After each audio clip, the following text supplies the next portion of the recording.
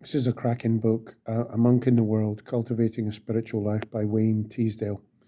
He can be found on YouTube talking to the likes of Ken Wilber, Bede Griffiths, um, and other people in the vein of East and Western dialogue, spiritual ecumenism, and the likes. What I really like about the book is its high octane spirituality. The guy clearly loves God, loves and seeks for that union with God, that wholeness of life in the spiritual dimension. He is a Roman Catholic, a monk who was consecrated through Bede Griffiths in India.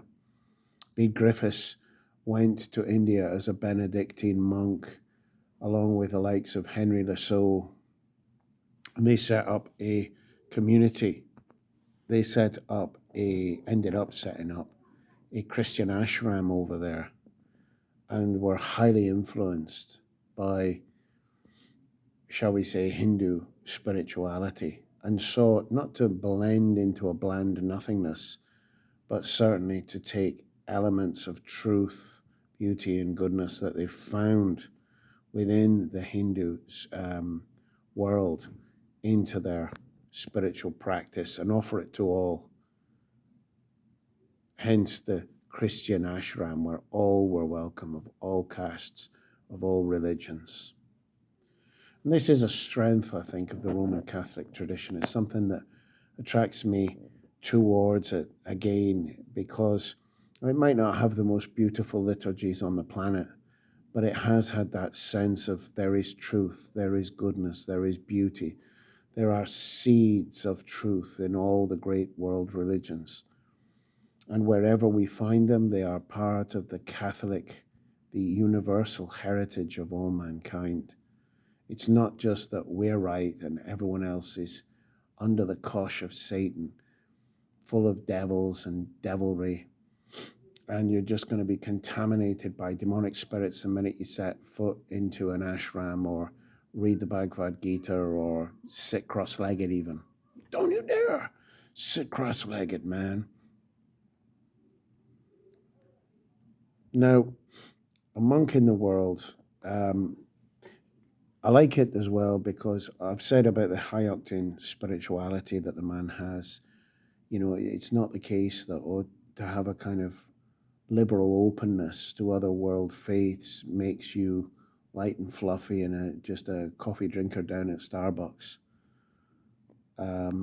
You'll see a guy who's dedicated to meditation, to Lectio Divina, to interior prayer, who loves his Catholic faith and the ancient traditions, who prays the rosary every day, but at the same time practices centering prayer, engages with the homeless. He's chosen to live in the world as opposed to live tucked away in a monastery, to be salt and light in the world, like the early Christians sought to. There would be no need for monks, says St. John Chrysostom, if everyone was living the fullness of the Christian faith.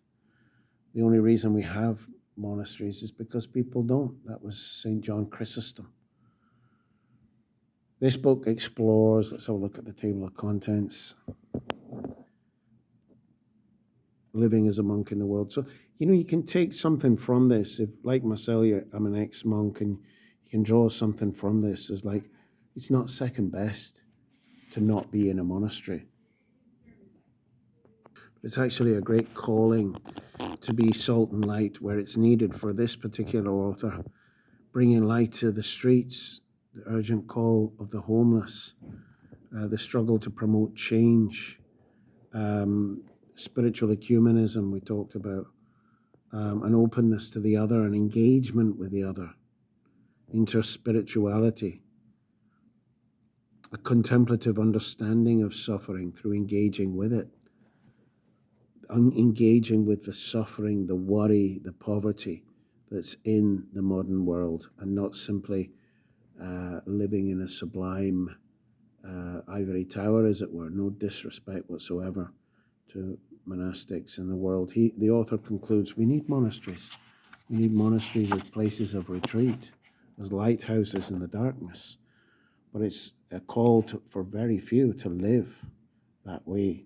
So, how to take this ancient spirituality of these monasteries into real engagement in the world, not living as a monk in your bedroom, as it were, and simply pretending you're on Mount Athos, but actually engaging in the work that God has called you to do, engaging with your neighbors, engaging in the world that you've been called to or find yourself living amongst. And he's going to address very real things. He's a great writer as well, very warm, semi-autobiographical, at least in places. Spiritual friendship, the church's mother, a call to what's the end bit, towards a new Catholicity in the kind of vein of Hans Küng or Karl Rahner here, calling for maybe a Vatican III, which will take the church on the next much needed step of reform, and shall we just say reintegration, in order to fully be salt and light for the 21st century. If you feel that your faith is somewhat stuffy, and that your spiritual walk is somewhat stuffy, or even your church is somewhat stuffy, then a book like this is a fabulous wake-up call and read, offering a challenge to those who would accept it to be more spiritual without having to run to a monastery to find that spirituality, or rather to be like a burning coal from the monastery in the midst of the city. Another great book. This one's written by a rabbi. I haven't read this yet, but I just really like the idea of it. This is David Cooper. He wrote another book, spiritual memoir. The other book he wrote is God is a Verb, from Yahweh. I am who I am, or I will be who I will be. God is being, and not just an arid concept or set of facts, not merely attributes to define and describe and fill books with. This is a very personal journey into Sufism, Buddhism, and Judaism from a Jew, a rabbi. He's tried them all, and he continues to use these practices to enrich his Jewish faith and to enrich the faith of people who come to his retreats, be they Jews or non-Jews. And I really like that kind of spiritual ecumenism.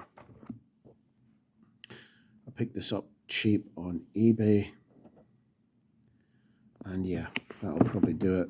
I'll just show you the 3 gates.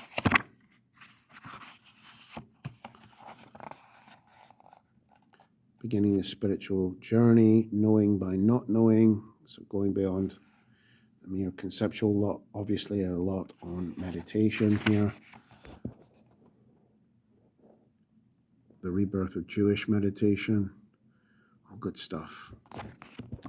Sufism, Buddhism, and Judaism. I think it's a wonderful meeting where the Dharmic faiths and the Abrahamic faiths cross over, swap notes, and come out of this spiritual ghetto, which is rather arrogant, of like, we're right, you're totally wrong, you're full of demons, we're spiritually blessed. We get beyond that and recognize there's a bigger world and a bigger God beyond our specific tradition. It's not calling us to, like this author does, not to negate our tradition, but to live it in a way that's faithful to the past and also fully engaging with the 21st century. Hope it's useful for somebody.